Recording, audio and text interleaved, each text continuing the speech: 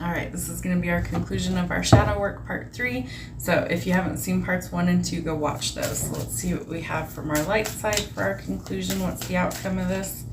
Let's see, 6 of Cups. So somebody from your past could be resurfacing, or you could be reminiscing about the past or a past person. So remember, you can't live in the past. You have to make forward progress and go forward. 8 of Wands. There's definitely communication coming in, and it could be from this past person. It could also be from a new person, but it feels more like it is past energy coming up.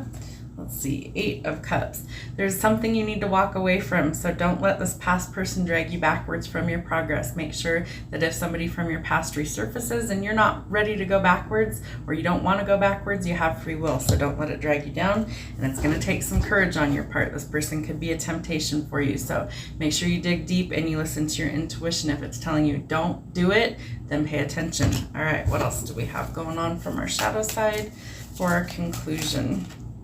Justice will be served, not necessarily in a good way. I feel like karma is really at work in this situation.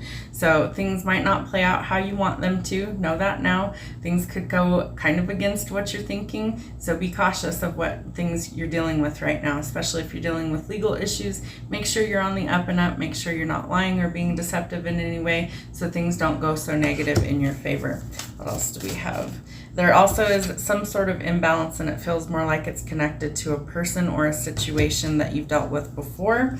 Let's see, 5 of Coins. You're struggling financially. It could have to do with this legal issue. If things aren't going in your favor, maybe the other person was awarded some sort of settlement, you might be struggling a little financially, or you might have cut this person off somehow. Let's see, 8 of Swords.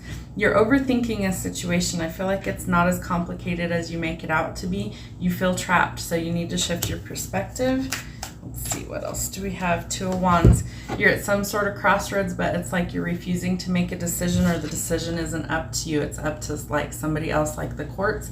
So it's really important that you do your part right now. You can shift this a little bit, but I do feel like things might not go in your favor. So you need to plan accordingly, and you need to be ready for both outcomes. Let's see, 10 of Serpents, 10 of Coins. Definitely money issues going on. I feel like you're afraid you're going to lose everything. So again, if that happens, you need to plan accordingly. You need to plan for, you know, your future, as well as the possibility that this might not work out in your favor.